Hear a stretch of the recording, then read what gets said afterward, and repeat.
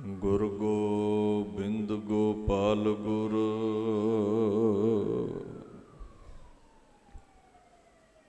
ਗੁਰਪੂਰਨ ਨਾਰਾਇਣ ਹੈ। ਗੁਰ ਦਇਆਲ ਸਮਰੱਥ ਗੁਰ ਗੁਰ ਨਾਨਕ ਪਤਿਤ ਉਦਾਹਰਣ ਹੈ।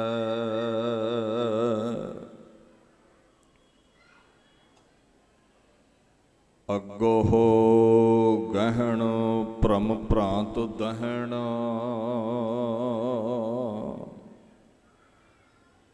ਸੀਤਲ ਸੁਖ ਦਾਤੋ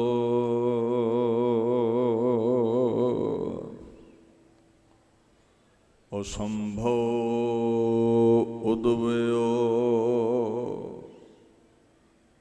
ਪੁਰਖ ਪੂਰਨ ਵਿਧਾਤੋ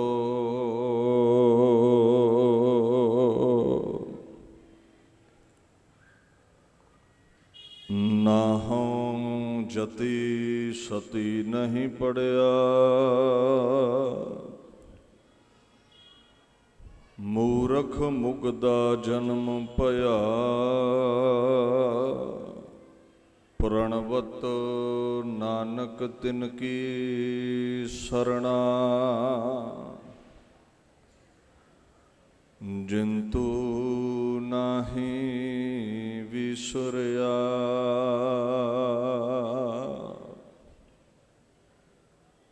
ਚਵਰ ਛਤਰ ਤਖਤ ਦੇ ਮਾਲਕ ਸਾਹਿਬ ਸ੍ਰੀ ਗੁਰੂ ਗ੍ਰੰਥ ਸਾਹਿਬ ਜੀ ਦੀ ਪਵਿੱਤਰ ਹਜ਼ੂਰੀ ਵਿੱਚ ਸ਼ੋਭਾਏਮਾਨ ਗੁਰੂ ਸਰੂਪ ਗੁਰੂ ਪਿਆਰੀ ਖਾਲਸਾ ਸਾਧ ਸੰਗਤ ਜੀ ਫਤਿਹ ਪ੍ਰਵਾਨ ਕਰੋ। ਵਾਹਿਗੁਰੂ ਜੀ ਕਾ ਖਾਲਸਾ ਵਾਹਿਗੁਰੂ ਜੀ ਕੀ ਫਤਿਹ। ਗੁਰਦੁਆਰਾ ਯਾਦਗਾਰ ਰੋੜੀ ਸਾਹਿਬ ਨੀਸ ਸਿੰਘ ਕਰਨਾਲ ਵਿਖੇ ਆਪ ਸਰਬੱਤ ਸੰਗਤਾਂ ਹਾਜ਼ਰੀਨ ਹੋ ਸ਼੍ਰੀ ਗੁਰੂ ਤੇਗ ਬਹਾਦਰ ਸਾਹਿਬ ਸੱਚੇ ਪਾਤਸ਼ਾਹ ਜੀ ਦੇ 400 ਸਾਲਾ ਪ੍ਰਕਾਸ਼ ਦਿਹਾੜੇ ਨੂੰ ਸਮਰਪਿਤ ਅਤੇ ਸੰਤ ਬਾਬਾ ਵਿਰਸਾ ਸਿੰਘ ਜੀ ਗੋਬਿੰਦ ਸਦਨ ਵਾਲਿਆਂ ਨੂੰ ਯਾਦ ਕਰਦਿਆਂ ਇਹ ਮਹਾਨ ਗੁਰਮਤਿ ਸਮਾਗਮ ਪ੍ਰਬੰਧਕ ਜਨਾਂ ਵੱਲੋਂ ਉਲੀਕੇ ਗਏ ਹਨ। ਦਾਸ ਤੋਂ ਪਹਿਲਾਂ ਸੰਤ ਬਾਬਾ ਰਾਮ ਸਿੰਘ ਜੀ ਸਿੰਘੜੇ ਵਾਲਿਆਂ ਵੱਲੋਂ ਬਾਬਾ ਅਮਰਜੀਤ ਸਿੰਘ ਜੀ ਹੁਣਾਂ ਨੇ ਮਹਾਂਪੁਰਸ਼ਾਂ ਦੀ ਮਹਾਤਮਾਵਾਂ ਦੀ ਵਡਿਆਈ ਆਪ ਸੰਗਤ ਦੇ ਸਨਮੁਖ ਕੀਤੀ ਹੈ।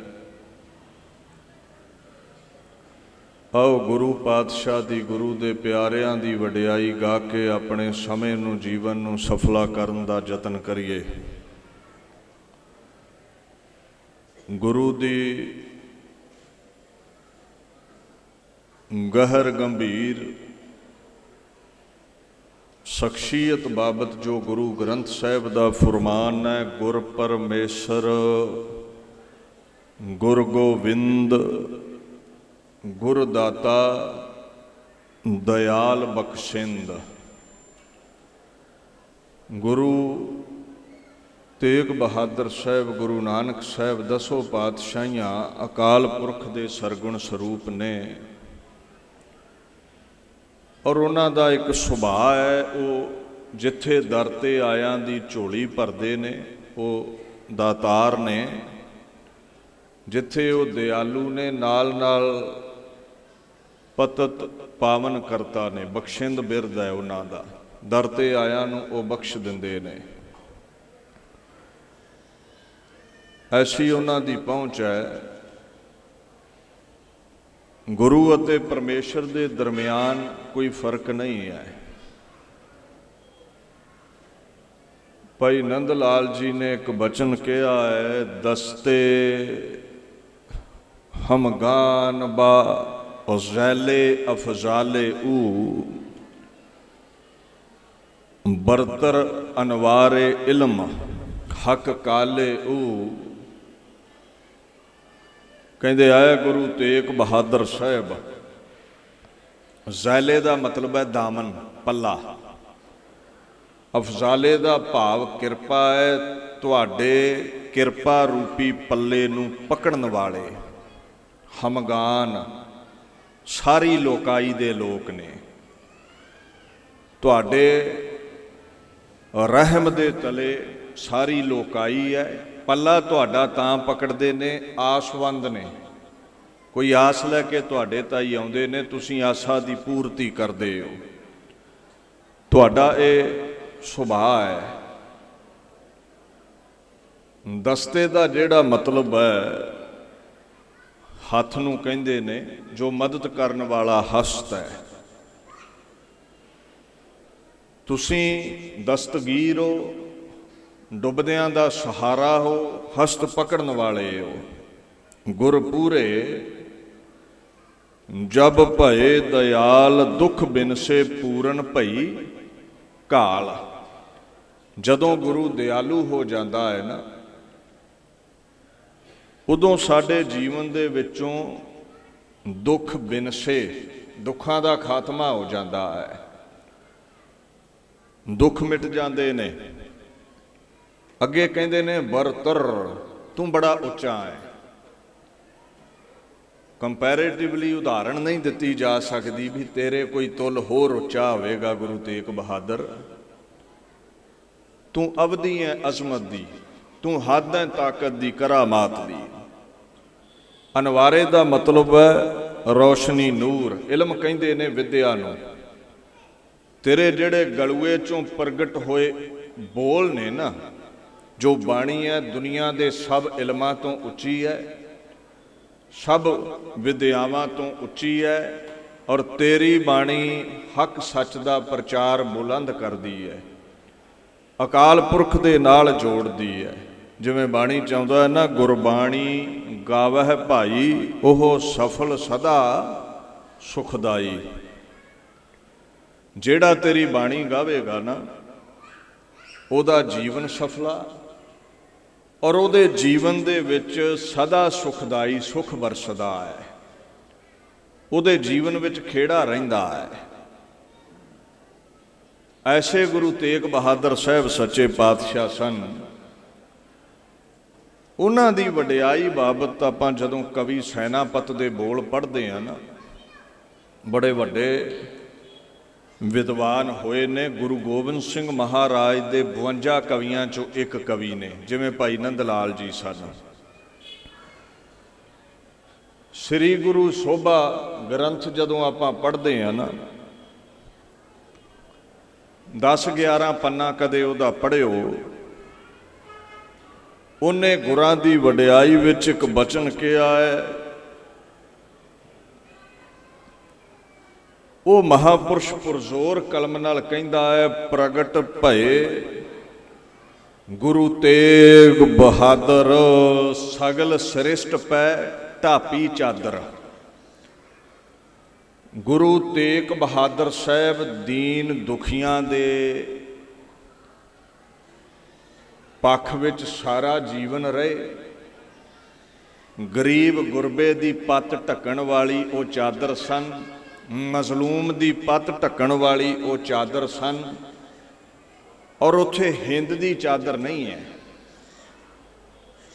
ਜਦੋਂ ਤੁਸੀਂ ਹਿੰਦ ਦੀ ਚਾਦਰ ਲਫ਼ਜ਼ ਵਰਤ ਲੈਂਦੇ ਹੋ ਨਾ, ਗੁਰੂ ਇੱਕ ਦਾਇਰੇ ਵਿੱਚ ਸੀਮਤ ਹੋ ਜਾਂਦਾ ਹੈ ਵੀ ਸ਼ਾਇਦ ਇਕੱਲਾ ਹਿੰਦੂਆਂ ਦਾ ਜਾਂ ਸਿੱਖਾਂ ਦਾ ਹੀ ਮੁਰਸ਼ਿਦ ਸੀ। ਨਹੀਂ, ਇੱਦਾਂ ਨਹੀਂ ਹੈ।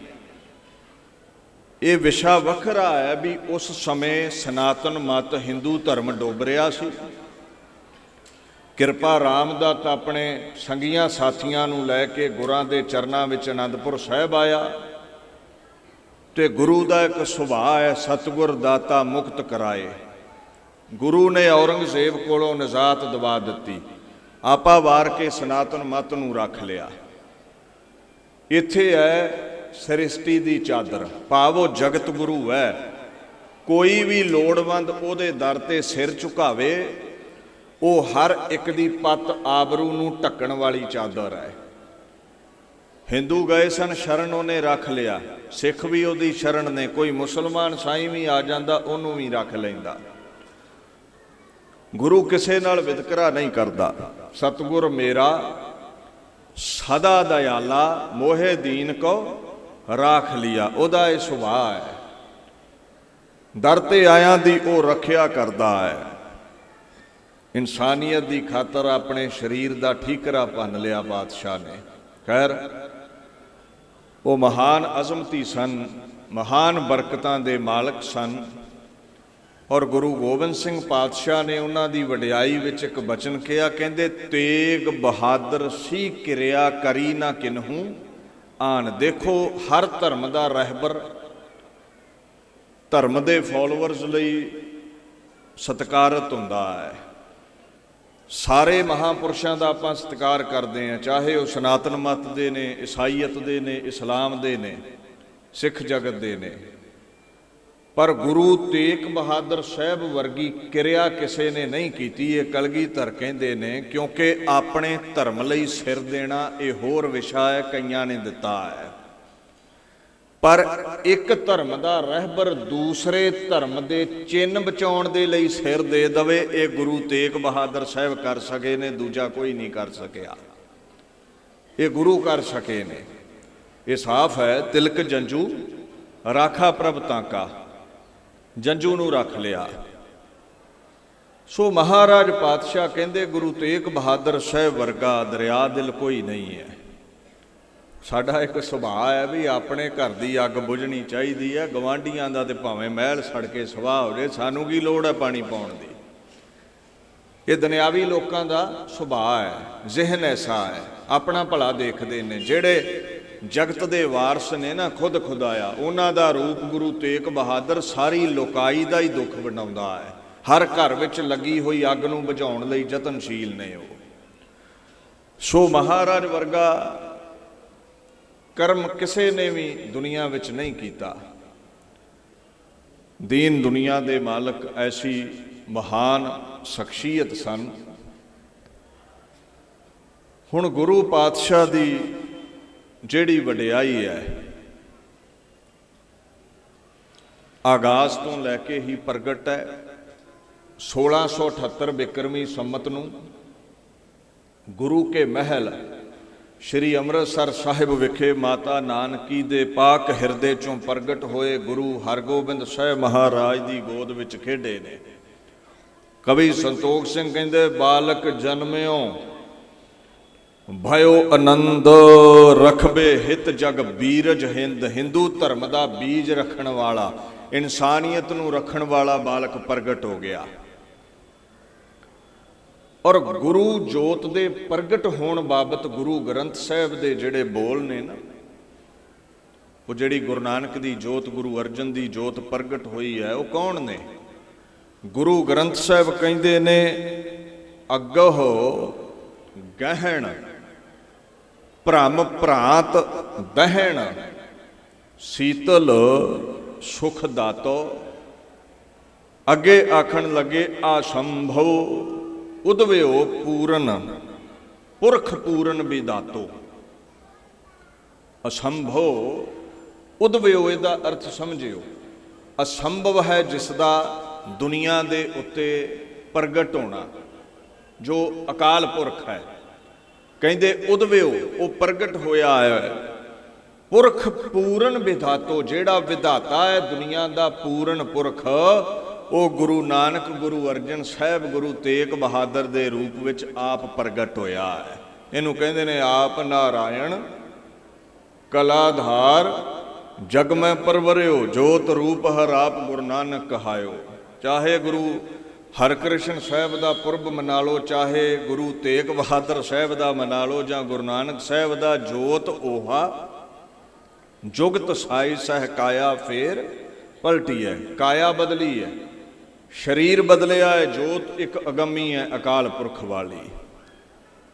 ਗੁਰੂ ਹਰਗੋਬਿੰਦ ਸਾਹਿਬ ਆਸਾ ਦੀ ਵਾਰ ਸੁਣ ਕੇ ਗੁਰੂ ਕੇ ਮਹਿਲਾਂ ਵਿੱਚ ਆਏ, ਗੋਦ ਵਿੱਚ ਲੈ ਕੇ ਸਾਹਿਬਜ਼ਾਦੇ ਨੂੰ ਨਮਸਕਾਰ ਕੀਤੀ ਤੇ ਨਾਮ ਰੱਖਿਆ ਤੇਗ ਬਹਾਦਰ।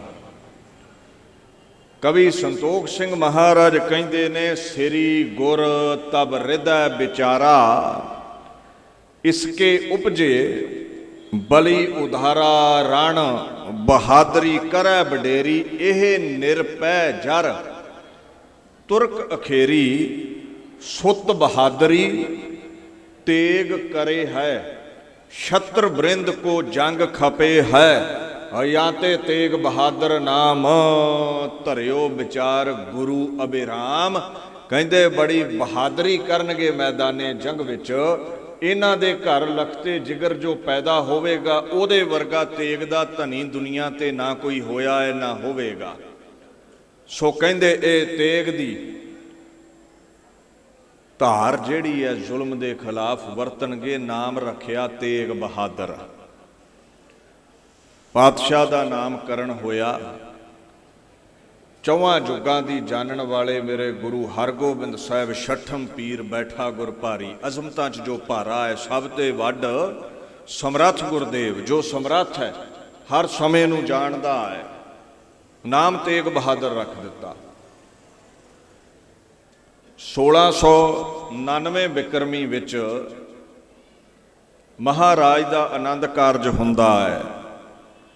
भाई लाल चंद दे अते माता बिशन कौर दे गृह प्रगट हुई बीबी गुजरी दे नाल, पिंड करतारपुर है। माता नूं खुद खुदा दे रूप विच गुरु तेग बहादुर साहब सिर दे साईं वजों मिले ने। बाणी कहती है ना, सतगुर विच आप रखिओन, कर प्रगट आख सुनाया। अकाल पुरख ने गुरां विच अपना आप दुनिया ते प्रगट कीता है। सो परम ईश्वर मनुखे जामे विच मां नूं सिर दे साईं हो के मिले ने। 12 वरियां दी उमर च विआह होया ते थोड़ा समा लंघदा है। भारत वर्ष की हकूमत नाल बाबे कियां दी टक्कर रही है बाबर दे समय तो। देखो जिहड़ा तख्त ते बैठा राजा हुंदा ना, वो प्रजा की रखिया लई हुंदा है, ते जे प्रजा का घाण करन लग पवे ते वो राज भाग मिट्टी मिल जाना ही ठीक है। हुण तुसीं वाही खेती करदे हो, ते जे तुसीं वाड़ लाओ कोई खेतां नूं, ते वाड़ ही तुहाडे खेतां दा नुकसान करे, वाड़ खेत खावे ते की करोगे? वाड़ पुट के सुट्टनी पैंदी है। राजे वाड़ की न्याई ने जो प्रजा की रखिया करन लई हुंदे ने, जदों वाड़ ही खेत का नुकसान करे तो वो तख्त पुटना पैंदा है। बाबर क्या जुल्म कमाया, महाराज ने जाबर कह दिता गुरु नानक साहब ने। हौली हौली तख्त दिल्ली दे वारस बदलते गए, सुभाव ना बदलिया। शाहजहान का समा आया, जुल्मो सतम चल रहा सी। गुरु हरगोबिंद साहब ने तलवार चुक लई है। तकरीबन मुगलिया सल्तनत दे नाल 4 जंगां उन्हां लड़ियां। चौहां जंगां नूं उन्हां ने जित्तिया है, ते चौहां जंगां चों एक जंग करतारपुर दी पाक रूहे जमीन ते हुंदी है। ये केवल 14 वरियां दी उम्र है गुरु तेग बहादुर साहब दी, ते जिद्दां दा उन्हां दा नाम है, तलवार लैके मैदाने जंग विच कुददे ने, जंग विच आउंदे ने। 1691 बिक्रमी विच जंग हुंदा है। काले खां ते पैंदे खां मुख आगू ने जो मुगलिया फौजां लैके आए, ते तकरीबन लख दे करीब ये फौजां दी गिणती है। मैदाने जंग विच गुरु तेग बहादुर लड़न ते माता नानकी ते मां गुजरी अटारी ते खलोते जंग नूं तकदे ने। गुर महल अटारी जह उतंग, तह चढ़ी नानकी पिखै जंग। जंग वेख रहे ने, निज नुखा सहित सुन अदक रौर, नर मृतक हायन लख ठौर ठौर। अपनी नुजा नाल नौ दे नाल जंग वेंदी है माता नानकी, ते की वेंदी है, रौर पैंदा है। मैदाने जंग विच शोर बड़ा हो रहा है। गुरु तेग बहादुर जंग लड़ रहे ने। श्री तेग बहादुर फिरत माहे बरजंत बहुत कर हटत नाहे, मां ने ਸੁਨੇਹਾ ਭੇਜਿਆ ਕਾਸਿਦ ਹੱਥ। 14 ਵਰਿਆਂ ਦੀ ਉਮਰ ਹੈ ਗੁਰੂ ਤੇਗ ਬਹਾਦਰ ਸਾਹਿਬ ਦੀ, ਬਥੇਰਾ ਜੰਗ ਲੜ ਲਿਆ ਹੈ, ਹੁਣ ਉਹਨਾਂ ਨੂੰ ਕਹੋ ਮਹਿਲਾਂ ਵਿੱਚ ਪਰਤ ਆਉਣ। ਕਾਸਿਦ ਸੁਨੇਹਾ ਲੈ ਕੇ ਜਾਂਦਾ ਹੈ। ਮਾਂ ਮਹਾਰਾਜੇ ਹੁਕਮ ਕਰਦੀ ਹੈ, ਦੁਸ਼ਮਣਾਂ ਨੂੰ ਚੀਰ ਕੇ ਪਹੁੰਚਿਆ ਗੁਰਾਂ ਕੋਲ, ਸੁਨੇਹਾ ਦੇ ਦਿੱਤਾ ਹੈ। ਤੇ ਜਦੋਂ ਸੁਨੇਹਾ ਦਿੱਤਾ ਨਾ, ਮਾਨੇ ਨਾ ਸੋਏ ਨਹਿ ਮੁਰਤ ਬੀਰ, ਹਮ ਸ਼ਸਤਰ ਧਰਤ ਛਤਰੀ ਅਧੀਰ। ਮੁੜਦੇ ਨਹੀਂ ਪਾਤਸ਼ਾਹ, ਕਹਿੰਦੇ ਛਤਰੀਆਂ ਦਾ ਧਰਮ ਹੈ ਧਰਮ ਦਾ ਯੁੱਧ ਲੜਨਾ। ਰਣ ਤਿਆਗ ਦੇਨ ਇਹੋ ਧਰਮ ਨਾਹੇ, ਗਨ ਰਿਪਨ ਹਨੇ ਹਮ ਜੰਗ ਮਾਹੇ। ਮਾਂ ਨੂੰ ਜਾ ਕੇ ਕਹਿ ਦਿਓ ਧਰਮ ਦੀ ਜੰਗ ਲੜ ਰਹੇ ਆ। ਤੇ ਸੂਰਮਾ ਜਦੋਂ ਮੈਦਾਨੇ ਜੰਗ ਵਿੱਚ ਕਦਮ ਪਾਉਂਦਾ ਹੈ, ਜਾਂ ਤੇ ਜੰਗ ਜਿੱਤ ਕੇ ਮੁੜਦਾ ਹੈ ਤੇ ਜਾਂ ਫਿਰ ਸ਼ਹਾਦਤ ਦੀ ਅਵਧੀ ਮਾਣ ਕੇ ਉਹਦੀ ਲੋਥ ਮੁੜਦੀ ਹੈ। ਜੰਗ ਨਹੀਂ ਛੱਡੀ ਜਾਂਦੀ। ਇੱਦਾਂ ਇਹ ਸਿੱਖੀ ਦਾ ਸਿਧਾਂਤ ਹੈ। ਸੂਰਾ ਸੋ ਪਹਿਚਾਨੀਆਂ ਜੋ ਲੜੈ ਦੀਨ ਕੈ ਹੇਤ, ਪੁਰਜਾ ਪੁਰਜਾ ਕੱਟ ਮਰੈ ਕਬਹੂ ਨਾ ਛਾੜੈ ਖੇਤ। ਦੀਨ ਲਈ ਲੜਨਾ, ਗਰੀਬ ਲਈ ਲੜਨਾ, ਇਨਸਾਨੀਅਤ ਲਈ ਲੜਨਾ, ਇਹ ਸਿੱਖੀ ਦਾ ਸਿਧਾਂਤ ਹੈ। ਖੈਰ ਮਹਾਰਾਜ ਵਾਪਸ ਨਾ ਗਏ, ਜੰਗ ਜਿੱਤਿਆ ਜਾਂਦਾ ਹੈ। ਪੈਂਦੇ ਖਾਂ ਤੇ ਕਾਲੇ ਖਾਂ ਗੁਰੂ ਹਰਗੋਬਿੰਦ ਸਾਹਿਬ ਪਾਤਸ਼ਾਹ ਦੇ ਸਨਮੁਖ ਮਾਰੇ ਜਾਂਦੇ ਨੇ। ਦੇਖੋ ਕੈਸਾ ਸੁਭਾਅ ਹੈ। ਜਦੋਂ ਬਾਬਾ ਮੱਖਣ ਸ਼ਾਹ ਲੁਬਾਣਾ ਨੇ ਪ੍ਰਗਟ ਕੀਤਾ ਸੀ ਨਾ, ਬਾਬਾ ਬਕਾਲਾ ਸਾਹਿਬ ਗੁਰੂ ਤੇਗ ਬਹਾਦਰ ਸਾਹਿਬ ਨੂੰ ਗੁਰੂ ਲਾਦੋ ਰੇ ਬਚਨ ਕੀਤੇ, ਤੇ ਉਹ ਜਿਹੜੀਆਂ ਮੀਰੀ ਪੀਰੀ ਦੀਆਂ 2 ਤਲਵਾਰਾਂ ਨੇ, ਬੂਟੇ ਸ਼ਾਹ ਨੇ ਤਾਰੀਖੇ ਪੰਜਾਬ ਵਿੱਚ ਫਾਰਸੀ ਦੇ ਬੋਲ ਲਿਖੇ ਨੇ। ਕਹਿੰਦੇ ਉਹ ਦੋਵੇਂ ਤਲਵਾਰਾਂ ਬਾਬਾ ਮੱਖਣ ਸ਼ਾਹ ਲੁਬਾਣਾ ਨੇ ਸਿੱਖਾਂ ਸਮੇਤ ਗੁਰੂ ਤੇਗ ਬਹਾਦਰ ਸਾਹਿਬ ਨੂੰ ਪਹਿਨਾਈਆਂ ਨੇ।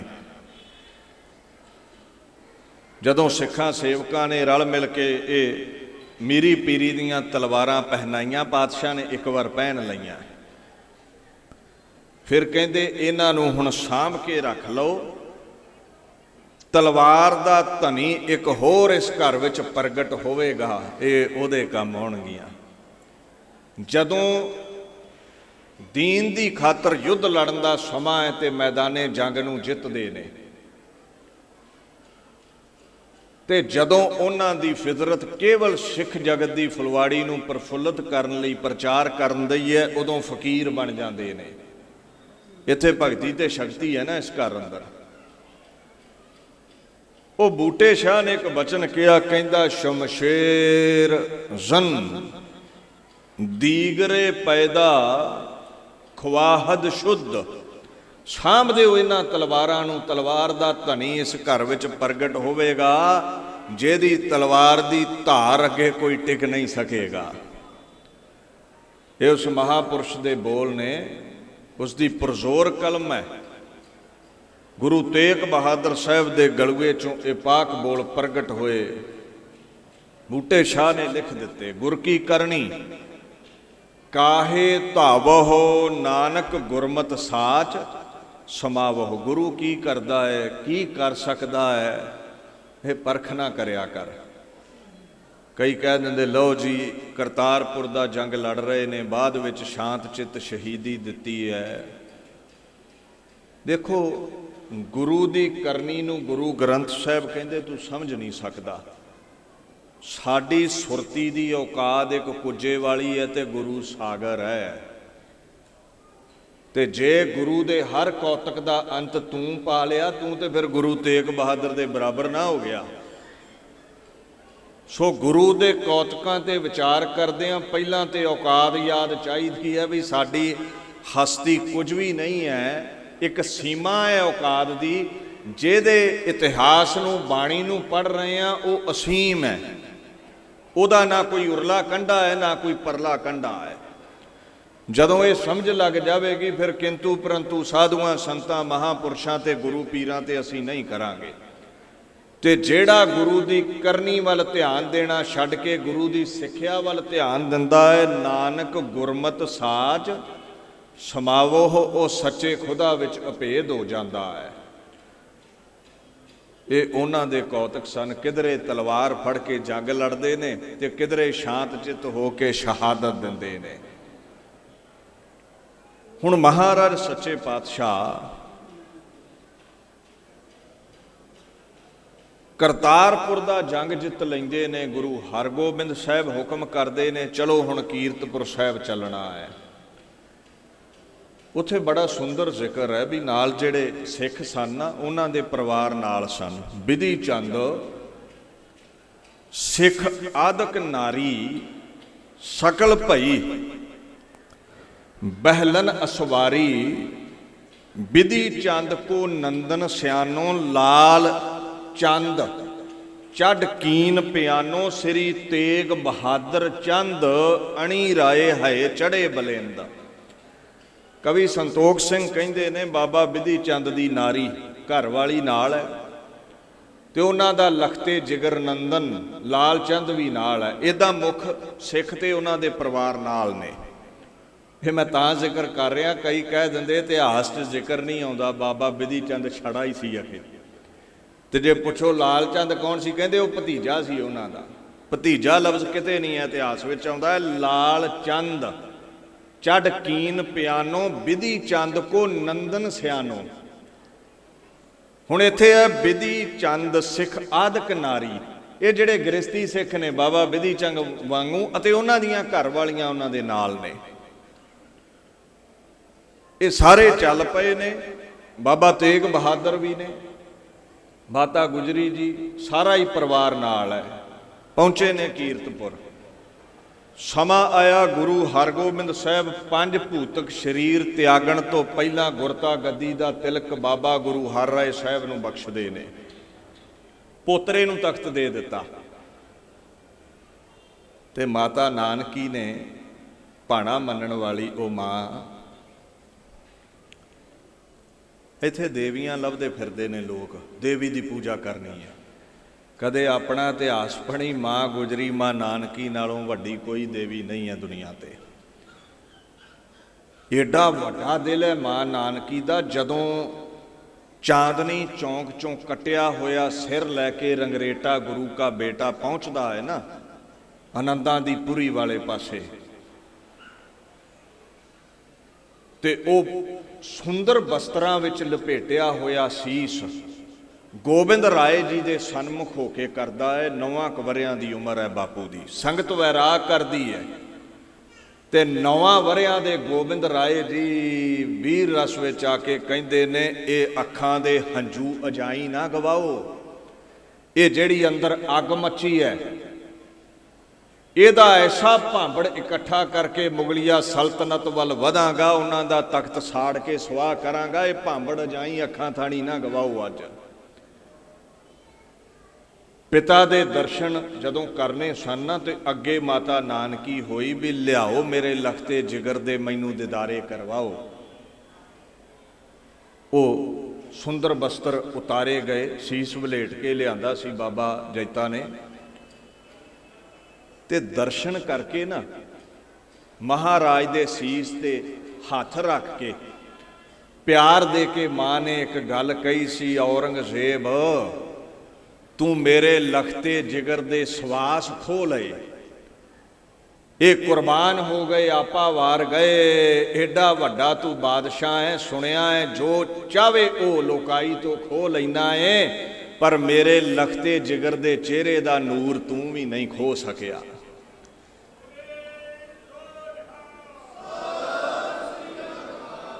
ਇੱਥੇ ਦੇਵੀਆਂ ਲੱਭਦੇ ਫਿਰਦੇ ਨੇ, ਜਿਹੜੀਆਂ ਰੰਚਕ ਮਾਤਰ ਦੁਖਦਾਇਕ ਘੜੀ ਆਈ ਤੇ ਰੋਣ ਲੱਗ ਪੈਣ, ਉਹਨਾਂ ਨੂੰ ਲੋਕਾਂ ਦੇਵੀਆਂ ਬਣਾਇਆ ਹੈ। ਇਹ ਦੇਵੀ ਹੈ। ਜਦੋਂ ਗੁਰੂ ਤੇਗ ਬਹਾਦਰ ਚੱਲੇ ਨੇ ਨਾ ਦਿੱਲੀ ਸੀਸ ਦੇਣ, ਤੇ ਮਾਤਾ ਗੁਜਰੀ ਨੂੰ ਸਹਿ ਸੁਭਾਅ ਇੱਕ ਗੱਲ ਆਖੀ, ਕਹਿੰਦੇ ਤੂੰ ਵਿਧਵਾ ਹੋ ਜਾਣਾ ਹੈ, ਤੇ ਜਿਨ੍ਹਾਂ ਦੇ ਸਿਰ ਦਾ ਸਾਈਂ ਨਾ ਰਵੇ ਲੋਕਾਂ ਵਿੱਚ ਉਹਨਾਂ ਦਾ ਅਦਬ ਨਹੀਂ ਰਹਿੰਦਾ। ਗਲੀ ਮੁਹੱਲੇ ਕੋਈ ਔਰਤ ਲੰਘੇ ਖਸਮ ਵਾਲੀ ਹੋਵੇ, ਲੱਖ ਵਾਰ ਬੰਦਾ ਸੋਚਦਾ ਹੈ ਉਹਦੀ ਸ਼ਾਨ ਵਿੱਚ ਬਚਨ ਨਹੀਂ ਕਰੇਗਾ, ਅੱਖ ਨਹੀਂ ਉਠਾਉਂਦਾ। ਤੇ ਜੇ ਖਸਮ ਵਾਲੀ ਨਾ ਹੋਵੇ ਤੇ ਜਿਹੜਾ ਮਰਜ਼ੀ ਬੁਰੀ ਨਜ਼ਰ ਪਾਉਂਦਾ ਹੈ। ਇਹ ਸੌਦਾ ਬੀਬੀ ਗੁਜਰੀ ਜੀ ਤੁਹਾਡੇ ਲਈ ਨੁਕਸਾਨਦਾਇਕ ਹੈ, ਗੁਰੂ ਤੇਗ ਬਹਾਦਰ ਸਾਹਿਬ ਕਹਿੰਦੇ। ਤੇ ਮਾਂ ਗੁਜਰੀ ਨੇ ਪਤਾ ਕੀ ਕਿਹਾ? ਮਾਂ ਕਹਿੰਦੀ, ਮਹਾਰਾਜ ਜੇ ਤੁਹਾਡੇ ਸਿਰ ਦਿੱਤਿਆਂ ਮੈਂ ਵਿਧਵਾ ਹੋ ਜਾਵਾਂ, ਗਮ ਤੇ ਹੈ, ਪਰ ਤੁਹਾਡੇ ਸਿਰ ਦਿੱਤਿਆਂ ਭਾਰਤ ਵਰਸ਼ ਦੀਆਂ ਲੱਖਾਂ ਇਸਤਰੀਆਂ ਰੰਡੀਆਂ ਹੋਣੋਂ ਬਚ ਜਾਣਗੀਆਂ। ਇਹ ਸੌਦਾ ਫਾਇਦੇਮੰਦ ਹੈ। ਤੁਸੀਂ ਸਿਰ ਦੇ ਦਿਓਗੇ, ਇਧਰ ਲੱਖਾਂ ਦਾ ਸੰਧੂਰ ਬਚ ਜਾਵੇਗਾ। ਤੁਸੀਂ ਸਿਰ ਨਾ ਦਿੱਤਾ ਤੇ ਇੱਥੇ ਲੱਖਾਂ ਨੇ ਵਿਧਵਾ ਹੋਣਾ ਏ। ਮੇਰਾ ਨਾਮ ਵੈਸੇ ਵੀ ਗੁਜਰੀ ਹੈ, ਤੁਹਾਡੀ ਯਾਦ ਵਿੱਚ ਤੁਹਾਡਾ ਨਾਮ ਜਪ ਕੇ ਰਹਿੰਦਾ ਸਮਾਂ ਵੀ ਗੁਜ਼ਾਰ ਲਵਾਂਗੀ। ਇਹ ਤੂੰ ਕਿਹੜੀ ਦੇਵੀ ਲੱਭਦਾ ਫਿਰਦਾ ਹੈ? ਉਹ ਜਿਹੜੀ ਮੂਰਤ ਵਿੱਚ ਬੈਠੀ ਹੈ? ਨਹੀਂ, ਯਾਦ ਰੱਖੀ ਇਹਨਾਂ ਸਭ ਦੇਵੀਆਂ ਦੇ ਉੱਤੋਂ ਦੀ ਯਾਦ ਸ਼ਕਤੀ ਖੁਦ ਖੁਦਾ ਦੀ ਹੈ, ਮਾਤਾ ਗੁਜਰੀ, ਜਿਹਨੂੰ ਨਾ ਕੋਈ ਗਮੀ ਨਾ ਕੋਈ ਖੇੜਾ, ਇੱਕ ਰਸ ਰਹਿਣ ਵਾਲੀ ਮਾਂ। ਤੇ ਜਿਹੜਾ ਗਮੀ ਵਿੱਚ ਅਥਰੂ ਸੁੱਟੇ ਤੇ ਖੁਸ਼ੀ ਵਿੱਚ ਨੱਚਣ ਲੱਗ ਪਵੇ, ਉਹ ਤੇ ਦੁਨਿਆਵੀ ਹਸਤੀ ਹੈ, ਉਹਨੂੰ ਕਾਹਦਾ ਦੇਵੀ ਬਣਾ ਕੇ ਬੈਠੇ ਹੋ ਤੁਸੀਂ? ਤੇ ਜਾਂ ਸਾਡੀ ਮਾਂ ਦੇਵੀ ਗੁਜਰੀ ਦੇ ਬਰਾਬਰ ਕੋਈ ਇਤਿਹਾਸ ਲੱਭ ਕੇ ਲੈ ਆਓ ਤੇ ਆਖਾਂਗੇ ਵੀ ਕੋਈ ਹੋਰ ਦੇਵੀ ਵੀ ਹੋਈ ਹੈ। ਇੱਕ ਗੱਲ ਦਾ ਖਿਆਲ ਰੱਖਿਓ, ਉਹ ਮਾਂ ਗੁਜਰੀ ਵੀ ਨਾਲ ਹੈ, ਮਾਤਾ ਨਾਨਕੀ ਵੀ ਨਾਲ ਨੇ। ਜਦੋਂ ਗੁਰੂ ਹਰਿਰਾਏ ਸਾਹਿਬ ਨੂੰ ਤਖਤ ਮਿਲਿਆ ਤੇ ਮਾਤਾ ਨਾਨਕੀ ਨੇ ਆਖਿਆ ਸੀ, ਤੁਸੀਂ ਤੇ ਕਹਿੰਦੇ ਸੀ ਵੀ ਇਹ ਤੁਹਾਡੇ ਲਖਤੇ ਜਿਗਰ ਗੁਰੂ ਤੇਗ ਬਹਾਦਰ ਨੂੰ ਤਖਤ ਮਿਲੇਗਾ, ਅੱਜ ਪੋਤਰੇ ਨੂੰ ਦੇ ਦਿੱਤਾ। ਤੇ ਮਹਾਰਾਜ ਕਹਿੰਦੇ, ਸਾਡਾ ਬਚਨ ਹੈ, ਬਾਬੇ ਬਕਾਲੇ ਚਲੇ ਜਾਓ, ਆਉਣ ਵਾਲੇ ਸਮੇਂ ਵਿੱਚ ਇਹੀ ਗੁਰੂ ਨਾਨਕ ਦੇ ਤਖਤ ਦਾ ਵਾਰਸ ਹੋਵੇਗਾ। ਮਹਾਰਾਜ ਪੰਜ ਭੂਤਕ ਸਰੀਰ ਤਿਆਗਦੇ ਨੇ, ਪਰਿਵਾਰ ਬਾਬਾ ਬਕਾਲੇ ਸਾਹਿਬ ਜਾਂਦਾ ਹੈ। ਗੁਰੂ ਤੇਗ ਬਹਾਦਰ ਜੀ ਦਾ ਨਾਲ ਮਾਂ ਗੁਜਰੀ ਹੈ, ਪਰਿਵਾਰ ਵਿੱਚ ਮਾਤਾ ਨਾਨਕੀ ਹੈ। ਇਹ ਨਾਨਕੇ ਨੇ ਗੁਰੂ ਤੇਗ ਬਹਾਦਰ ਸਾਹਿਬ ਦੇ। ਕਵੀ ਜੀ ਸੰਤੋਖ ਸਿੰਘ ਮਹਾਰਾਜ ਕਹਿੰਦੇ, ਕਰਿਓ ਬਾਸ ਤੇ ਸਮੇਂ ਬਿਤਾਵਨ, ਸ੍ਰੀ ਗੁਰੂ ਤੇਗ ਬਹਾਦਰ ਪਾਵਨ, ਪੁੱਤਰ ਵਧੂ ਗੁਜਰੀ ਸੁਖ ਪਾਏ, तीनों बसे जाए तिस थाएं। ये तिन्ने बाबे बकाले चले जाते ने। समा आया गुरु हरराय साहब पंज भूतक शरीर त्यागते ने, गुरता गद्दी गुरु हरकृष्ण महाराज नूं मिलदी है। वो राजा जय सिंह ते दिल्ली दीआं संगतां दी पुकार ते कीरतपुर तो दिल्ली आउंदे ने, लोकाई दा भला करदे ने। किरपा कटाक अवलोकन कीनो, दास का दुख बिदारियो, दुख कटदे ने। जदों पंज भूतक शरीर त्यागण लगदे ने, पातशाह संगत ने पुछया जी किहदे लड़ ला के चले हो, गुरता दा अगला वारस कौन होवेगा? बाला प्रीतम ने गलूए मुबारक तो बोल प्रगट कीते, बोले सबन सुनाए विसाले, बादशाह बाबा बीच बकाले। बाबे बकाले ने अगले बाबा जी। खैर महाराज पातशाह दा बचन होया, हुण नाम नहीं सी गलूए तो प्रगट कीता। लोड़ भी नहीं है ना प्रगट करन दी, क्योंकि हीरा जिहड़ा है उहदी चमक नाल ही प्रगट हो जाता है। कच नूं लोड़ है मशहूरी दी, हीरे नूं लोड़ नहीं हुंदी। उत्थे ਉਹ ਜਿਹੜਾ ਕੱਚ ਸੀ ਨਾ, ਕੱਚ ਜਿਨ੍ਹਾਂ ਨੂੰ ਮਸ਼ਹੂਰੀ ਦੀ ਲੋੜ ਸੀ, ਉਹਨਾਂ 22 ਮੰਜੀਆਂ ਡਾਈਆਂ ਤੇ ਚੇਲੇ ਰੱਖੇ ਸੀ, ਧੂ ਧੂ ਕੇ ਆਪਣੇ ਮੁਰਸ਼ਦਾਂ ਵੱਲ ਲਈ ਜਾਂਦੇ ਸੀ ਵੀ ਇਹ ਸੋਢੀਆਂ ਦਾ ਲਖਤੇ ਜਿਗਰ ਹੈ, ਇਹ ਸੋਢੀਆਂ ਦਾ ਆਗੂ ਹੈ। ਹੁਣ ਧੀਰਮਲ ਕੋਲ ਸ਼੍ਰੀ ਆਦਿ ਗ੍ਰੰਥ ਸਾਹਿਬ ਦੀ ਪਾਕ ਬੀੜ ਵੀ ਸੀ, ਜੋ ਭਾਈ ਗੁਰਦਾਸ ਨੇ ਲਿਖੀ ਰਾਮਸਰ 1661 ਬਿਕਰਮੀ ਸੰਮਤ ਵਿੱਚ ਗੁਰੂ ਅਰਜਨ ਸਾਹਿਬ ਨੇ ਲਿਖਾਈ। ਜੋ ਉਹ ਕਹਿੰਦਾ ਸ਼ਾਇਦ ਇਸ ਬੀੜ ਦੇ ਨਾਲ ਮੇਰੀ ਮਨੌਤ ਵੱਧ ਜਾਵੇਗੀ। ਉਹ ਸੋਢੀ ਖਾਨਦਾਨ ਦੇ ਅੰਦਰ ਹੋਰ ਦੂਰ ਦਰੇਡਿਓਂ ਜਿੰਨੇ ਵੀ ਸਨ ਉਹ ਇਕੱਠੇ ਹੋ ਕੇ ਗੁਰੂ ਬਣ ਕੇ ਬਹਿ ਗਏ। 22 ਮੰਜੀਆਂ ਡਹਿ ਗਈਆਂ, ਬਾਈਆਂ ਨੂੰ ਮੱਥਾ ਟੇਕਣ ਲੱਗ ਪਿਆ।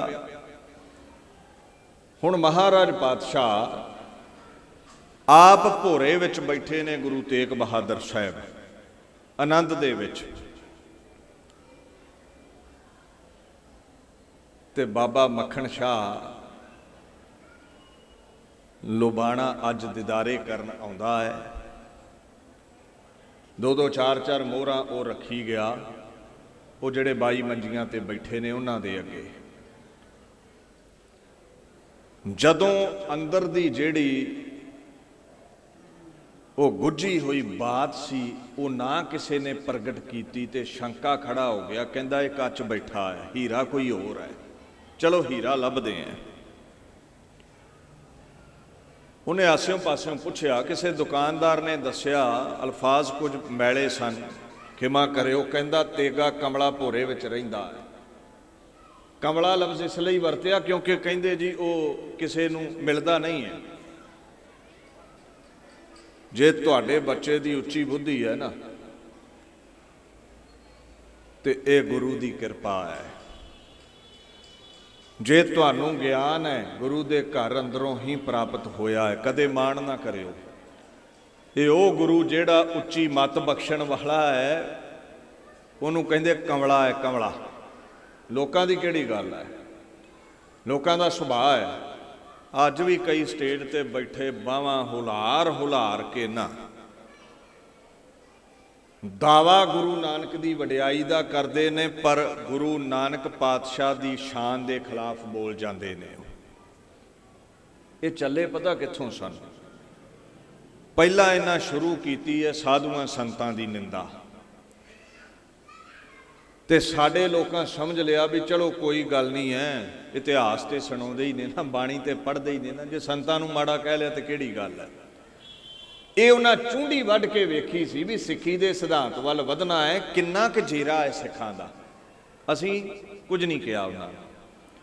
ਜਿਹੜਾ ਮਹਾਂਪੁਰਸ਼ ਆਇਆ ਉਹਦੀ ਇਹਨਾਂ ਨਿੰਦਾ ਕੀਤੀ। ਵੇਖੋ ਮੈਂ ਇਹ ਤੁਹਾਨੂੰ ਦੱਸ ਦੇਵਾਂ ਵੀ ਕੰਡੇ ਨੂੰ ਕਿਸੇ ਨੇ ਕੰਡਾ ਕਹਿ ਦਿੱਤਾ ਹੈ, ਕੋਈ ਬਹੁਤਾ ਗਿਲਾ ਨਹੀਂ ਹੈ, ਪਰ ਜੇ ਕੋਈ ਫੁੱਲ ਨੂੰ ਕੰਡਾ ਆਖੇ ਤੇ ਨਿੰਦਾ ਹੋ ਜਾਂਦੀ ਹੈ। ਕੱਚ ਨੂੰ ਕੱਚ ਕਹਿ ਦਿੱਤਾ ਠੀਕ ਹੈ, ਪਰ ਜੇ ਕੋਈ ਹੀਰੇ ਨੂੰ ਕੱਚ ਆਖੇ ਇਹ ਨਿੰਦਾ ਹੈ।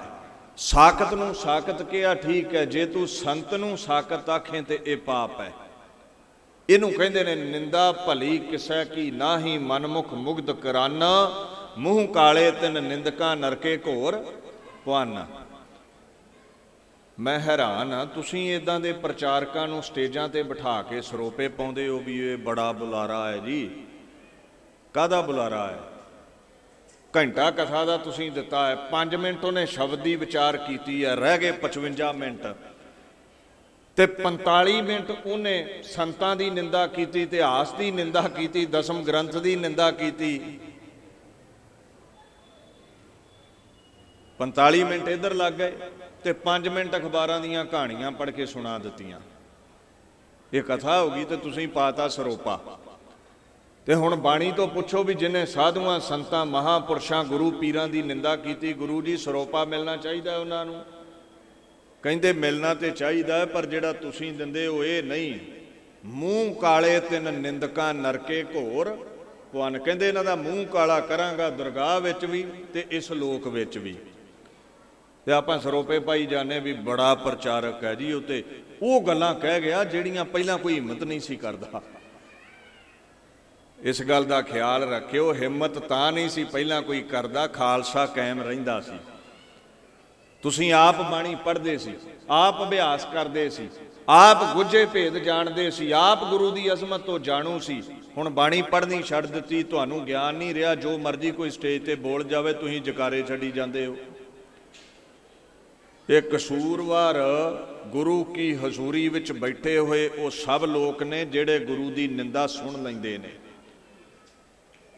ਜੇ ਨਹੀਂ ਤੁਹਾਡਾ ਜ਼ੋਰ ਪੈਂਦਾ ਤੇ ਦੀਵਾਨ ਚੋਂ ਉੱਠ ਜਾਓ, ਜੇ ਜ਼ੋਰ ਪੈਂਦਾ ਹੈ ਤੇ ਪ੍ਰਬੰਧਕਾਂ ਨੂੰ ਹੱਥ ਜੋੜ ਕੇ ਕਹਿ ਦਿਓ ਭਾਈ ਇਹ ਸਟੇਜ ਗੁਰੂ ਦੀ ਵਡਿਆਈ ਕਰਨ ਲਈ ਹੈ, ਨਾ ਕਿ ਗੁਰੂ ਦੀ ਬਦਖੋਈ ਕਰਨ ਲਈ।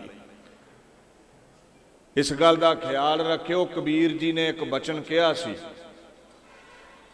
ਉਹ ਮਹਾਂਪੁਰਸ਼ ਕਹਿੰਦਾ ਕਾਲੇ ਭਾਂਡੇ ਨੂੰ ਹੱਥ ਲੱਗਿਆ ਤੇ ਕਾਲਖ ਲੱਗੇਗੀ। ਕਬੀਰ ਸਾਕਤ ਸੰਗ ਨਾ ਕੀਜੀਐ ਦੂਰੈ ਜਾਈਐ, ਭਾਗ ਬਾਸਨ ਕਾਰੋ ਪਰਸੀਐ ਤੋ ਕਛ ਲਾਗੈ ਦਾਗ। ਕਾਲਾ ਭਾਂਡਾ ਹੈ, ਕਾਲਖ ਲੱਗੇਗੀ ਜਿਹੜਾ ਉਹਦਾ ਸੰਗੀ ਹੋਵੇਗਾ। ਇਹ ਉਦੋਂ ਵੀ ਸਨ। ਗੁਰੂ ਨਾਨਕ ਸਾਹਿਬ ਕਹਿੰਦੇ ਲੋਕ ਏਡੇ ਹਿੱਲੇ ਨੇ, ਮੈਨੂੰ ਕਹਿੰਦੇ ਕੋਈ ਆਖੈ ਭੂਤ ਨਾ, ਕੋ ਕਹੈ ਬੇਤਾਲਾ, ਕੋਈ ਆਖੈ ਆਦਮੀ ਨਾਨਕ ਵਿਚਾਰਾ। ਕਈ ਆਂਦੇ ਆਮ ਇਨਸਾਨ ਹੀ ਹੈ ਗੁਰੂ ਨਾਨਕ, ਸਾਡੇ ਵਰਗਾ ਹੀ ਹੈ, ਚੰਮ ਦਾ ਲਿਫਾਫਾ। ਆਮ ਨਹੀਂ ਹੈ ਉਹ। He is the pervading lord. ਆਪ ਨਾਰਾਇਣ ਕਲਾਧਾਰ ਲਫ਼ਜ਼ ਹੈ, ਕਲਾ ਸ਼ਕਤੀ ਅਜ਼ਮਤ। ਤੇ ਸਾਡੇ ਕੋਲ ਕਿਹੜੀ ਸ਼ਕਤੀ ਹੈ, ਸਾਡੇ ਕੋਲ ਕਿਹੜੀ ਅਜ਼ਮਤ ਹੈ? ਨਿਆਣੇ ਤੇ ਸਾਡੇ ਆਖੇ ਨਹੀਂ ਲੱਗਦੇ, ਤੇ ਦੁਨੀਆ ਨੂੰ ਅਜ਼ਮਤ ਨਾਲ ਪਿੱਛੇ ਕਿੱਥੋਂ ਲਾ ਲੈਣਾ ਅਸੀਂ? ਘਰ ਦੇ 4 ਮੈਂਬਰ ਨੇ, ਉਹ ਵੀ ਕਹੇ ਚੋਂ ਬਾਹਰ ਨੇ ਸਾਡੇ, ਤੇ ਗੱਲਾਂ ਅਸੀਂ ਉਹਨਾਂ ਦੀਆਂ ਕਰਦੇ ਹਾਂ, ਕੰਪੈਰੀਜ਼ਨ ਅਸੀਂ ਉਹਨਾਂ ਨਾਲ ਕਰਦੇ ਹਾਂ। ਉਹ ਗੁਰੂ ਨਾਨਕ ਜਿਨ੍ਹਾਂ ਦੇ ਅੱਗੇ ਸਮੁੱਚੀ ਲੋਕਾਈ ਨੇ ਝੁਕ ਕੇ ਆਪੋ ਆਪਣੇ ਧਰਮ ਮੁਤਾਬਕ ਉਹਨਾਂ ਦੇ ਨਾਮ ਰੱਖ ਕੇ ਵਡਿਆਈ ਕੀਤੀ। ਭਾਈ ਗੁਰਦਾਸ ਕਹਿੰਦੇ ਨੇ ਜ਼ਾਹਰ ਪੀਰ ਜਗਤ ਗੁਰ ਬਾਬਾ। ਹਿੰਦੂ ਸਿੱਖਾਂ ਨੇ ਗੁਰੂ ਬਾਬਾ ਕਿਹਾ ਤੇ ਮੁਸਲਮਾਨ ਵੀਰਾਂ ਵੀ ਉਸ ਨੂੰ ਪੀਰ ਮੰਨ ਲਿਆ ਆਪਣਾ। ਤੇ ਜਿਹੜੇ ਬਾਹਾਂ ਲੁਹਾਰ ਕੇ ਸਟੇਜ ਤੇ ਕਹਿੰਦੇ ਨੇ ਨਾ, ਉਹ ਜੌਨ ਲੱਗਦੇ ਨੇ ਢੋਲਕੀ ਕੁੱਟਣ, ਛੈਣੇ ਵਜਾਉਣ। ਗੁਰੂ ਨਾਨਕ ਆਮ ਇਨਸਾਨ ਹੈ। ਇਸ਼ਾਰਾ ਕਾਫੀ ਹੁੰਦਾ, ਤੁਸੀਂ ਸਮਝ ਜਾਣਾ ਹੈ। ਮੈਂ ਕਿਸੇ ਸ਼ਖਸੀਅਤ ਦੇ ਉਲਟ ਨਹੀਂ ਚੱਲਦਾ, ਮੈਂ ਇੱਕ ਸਿਧਾਂਤ ਦੇ ਉਲਟ ਚੱਲਦਾ, ਜਿਹੜਾ ਸਿਧਾਂਤ ਗੁਰੂ ਘਰ ਦੀ ਅਜ਼ਮਤ ਨੂੰ ਜ਼ੀਰੋ ਕਰਨ ਤੇ ਤੁਲਿਆ ਹੈ। ਉਸ ਸਿਧਾਂਤ ਤੇ ਕੋਈ ਵੀ ਚੱਲਦਾ ਹੋਵੇ ਉਹਦਾ ਆਪਾਂ ਵਿਰੋਧ ਕਰਨਾ ਹੈ ਤੇ ਕਰਦੇ ਰਹਿਣਾ ਹੈ। ਕਿਉਂਕਿ ਗੋਦ ਮਿਲੀ ਹੈ ਗੁਰੂ ਦੇ ਗੀਤ ਗਾਉਣ ਲਈ। ਬੋਟੀ ਬੁਰਕੀ ਗੁਰੂ ਦੀ ਖਾਈਏ ਤੇ ਭੌਂਕੀਏ ਹੋਰਾਂ ਦੇ ਦਰ ਉੱਤੇ, ਇਹ ਵਫਾਦਾਰੀ ਨਹੀਂ ਹੁੰਦੀ।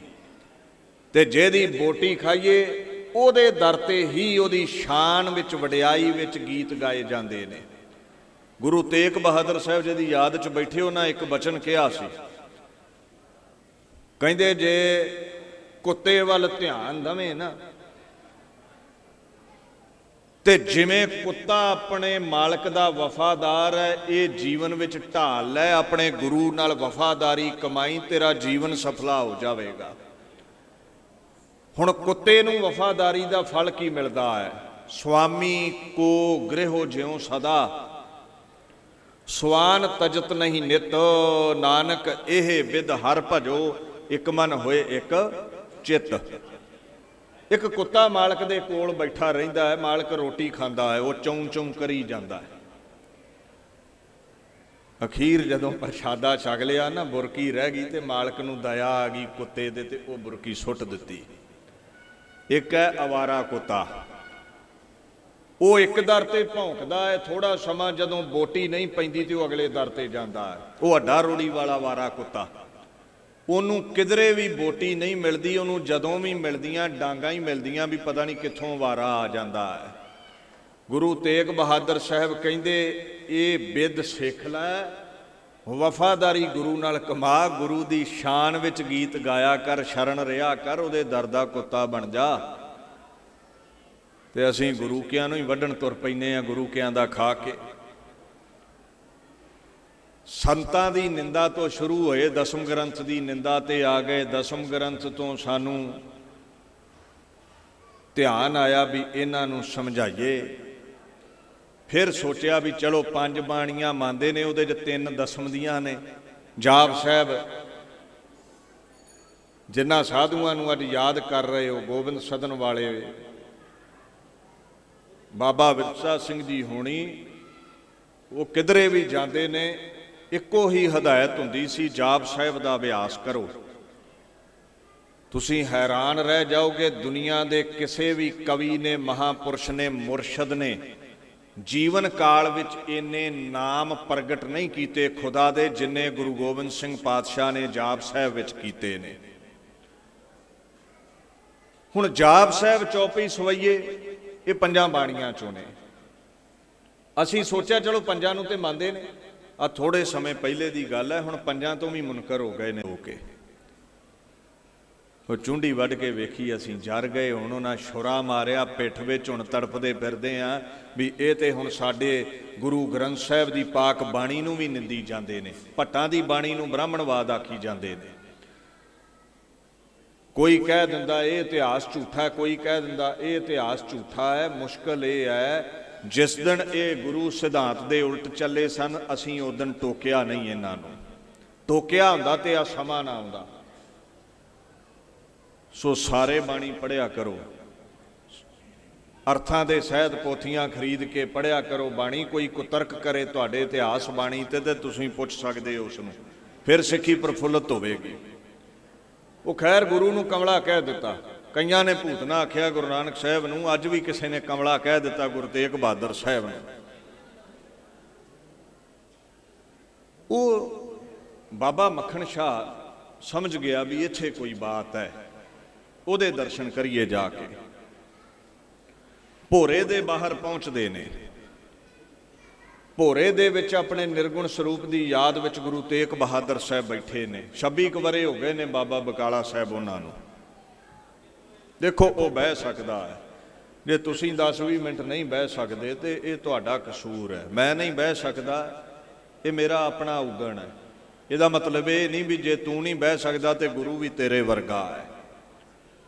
ਗੁਰੂ ਦੀ ਜਿਹੜੀ ਬਰਕਤ ਹੈ, ਗੁਰੂ ਦੀ ਜਿਹੜੀ ਪਹੁੰਚ ਹੈ, ਗੁਰੂ ਦੀ ਜਿਹੜੀ ਅਜ਼ਮਤ ਹੈ, ਇਸ ਗੱਲ ਦਾ ਖਿਆਲ ਰੱਖਿਓ। ਗੁਰੂ ਤੇਗ ਬਹਾਦਰ ਸਾਹਿਬ ਇੰਨੀ ਕੁ ਤਾਕਤ ਰੱਖਦੇ ਨੇ, ਗੁਰੂ ਗ੍ਰੰਥ ਸਾਹਿਬ ਪਾਤਸ਼ਾਹ ਤੋਂ ਪੁੱਛੋ ਗੁਰੂ ਦੀ ਤਾਕਤ ਬਾਬਤ।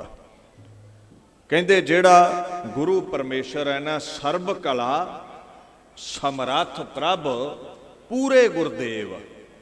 ਸਾਡੇ ਗੁਰਦੇਵ ਸਰਬ ਕਲਾ ਸਮਰੱਥ ਪਰਮੇਸ਼ਵਰ ਦਾ ਸਰੂਪ ਨੇ। ਤੇ ਜਿਹੜਾ ਸਮਰੱਥ ਹੁੰਦਾ ਹੈ, ਤੇ 26 ਸਾਲਾਂ ਦੀ ਗੱਲ ਕਰਦਾ, ਭਾਵੇਂ ਕਈ ਯੁੱਗ ਬੈਠੇ ਰਹਿਣ। ਉਹ ਇਹ ਬਾਣੀ ਕਹਿੰਦੀ ਹੈ। ਜੇ ਗੁਰੂ ਗ੍ਰੰਥ ਸਾਹਿਬ ਕਹਿ ਦੇਣ ਵੀ ਭੋਰੇ 'ਚ ਗੁਰੂ ਨਹੀਂ ਬੈਠਾ, ਇਹ ਪਖੰਡ ਹੈ, ਤੇ ਫਿਰ ਆਪਾਂ ਗੱਲ ਕਰਾਂਗੇ, ਨਾ ਸਾਖੀ ਸੁਣਾਵਾਂਗੇ। ਤੇ ਜੇ ਤੇਰੇ ਜ਼ਿਹਨ ਦੀ ਆਵਾਜ਼ ਹੈ ਵੀ ਤੇਥੋਂ ਨਹੀਂ ਅੱਧਾ ਘੰਟਾ ਬੈਠਾ ਜਾਂਦਾ ਤੇ ਗੁਰੂ ਵੀ ਤੇਰੇ ਵਰਗਾ ਹੈ, ਤੇ ਤੇਰੇ ਮਨ ਦੀ ਆਵਾਜ਼ ਤੋਂ ਅਸੀਂ ਕੀ ਲੈਣਾ ਹੈ? ਸਾਡੇ ਲਈ ਤੇ ਵਾਹੋ ਵਾਹੋ ਬਾਣੀ ਨਿਰੰਕਾਰ ਹੈ, ਤਿਸ ਜੇਵੜੇ ਅਵਰ ਨਾ ਕੋਏ। ਸਾਨੂੰ ਤੇ ਜੋ ਬਾਣੀ ਕਹੇਗੀ ਉਹਦੇ ਅਨੁਸਾਰ ਅਸੀਂ ਚੱਲਣਾ ਹੈ। ਮਹਾਰਾਜ ਸਰਬ ਕਲਾ ਸਮਰੱਥ ਨੇ, ਅਜ਼ਮਤੀ ਨੇ। ਭਾਈ ਗੁਰੂ ਇਜ਼ ਓਮਨੀਪੋਟੈਂਟ, ਸਮਰੱਥ ਹੈ, ਜੋ ਚਾਹੇ ਕਰ ਸਕਦਾ ਹੈ। ਉਹ ਬਾਬਾ ਮੱਖਣ ਸ਼ਾਹ ਬਾਹਰ ਰੱਬੀ ਰਮਜ਼ਾਂ ਨੂੰ ਸਮਝਣ ਵਾਲਾ ਭੋਰੇ ਦੇ ਖਲੋਤਾ ਹੈ, ਦਰਸ਼ਨ ਕਰਨੇ ਨੇ ਕਹਿੰਦਾ। ਮਾਂ ਨੂੰ ਬੇਨਤੀ ਕੀਤੀ ਹੈ। ਇਹ ਜਿਹੜੇ ਇਹਨਾਂ ਦੇ ਵੱਡੇ ਵਡੇਰੇ ਸਨ ਨਾ, ਬਾਬਾ ਸੌਣ ਜੀ, ਇਹ ਗੁਰੂ ਨਾਨਕ ਸਾਹਿਬ ਦੀ ਬਖਸ਼ਿਸ਼ ਨਾਲ ਹੀ ਅਮੀਰੀਆਂ ਮਾਣੀਆਂ ਸੀ ਇਹਨਾਂ ਨੇ। ਜਿਵੇਂ ਬਾਣੀ ਚਾਹੁੰਦਾ ਨਾ, ਤੂੰ ਗੁਰ ਪ੍ਰਸਾਦ ਕਰ ਰਾਜ ਜੋਗ। ਇਹ ਬਾਬਾ ਸੌਣ ਜੀ ਦੇ ਪਰਿਵਾਰ ਚੋਂ ਸੀ ਬਾਬਾ ਮੱਖਣ ਸ਼ਾਹ ਲਬਾਣਾ। ਜਿਹੜਾ ਜੇਲਮ ਦਾ ਇਲਾਕਾ ਹੈ ਨਾ, ਉੱਥੇ ਇਹਨਾਂ ਦਾ ਲੂਣ ਦਾ ਕਾਰੋਬਾਰ ਸੀ। ਤੇ ਇਤਿਹਾਸ ਵਿੱਚ ਜ਼ਿਕਰ ਹੈ ਵੀ ਹਜ਼ਾਰਾਂ ਹੀ ਇਹਨਾਂ ਦੇ ਬੌਲਦ ਚੱਲਦੇ ਸਨ, ਵਪਾਰ ਲਈ ਗੱਡੇ ਚੱਲਦੇ ਸਨ, ਤੇ ਹਜ਼ਾਰਾਂ ਹੀ ਸਮੁੰਦਰ ਵਿੱਚ ਇਹਨਾਂ ਦੇ ਬੇੜੇ ਚੱਲਦੇ ਸਨ। ਲੁਬਾਣਾ ਇਹਦਾ ਅਰਥ ਕੀ ਹੈ? ਬਾਣੀਆਂ ਕੀ ਹੁੰਦਾ ਹੈ? ਬਾਣੀਏ ਨੂੰ ਬਾਣਾ ਕਹਿ ਦਈਦਾ ਹੈ। ਵਪਾਰੀ ਨੂੰ ਬਾਣੀਆਂ ਕਹਿ ਦਈਦਾ ਹੈ। ਲੂਣ ਤੋਂ ਬਣ ਗਿਆ ਲੂ, ਬਾਣੀਏ ਤੋਂ ਬਾਣਾ, ਲੂ ਬਾਣਾ, ਲੂਣ ਦੇ ਵਪਾਰੀ।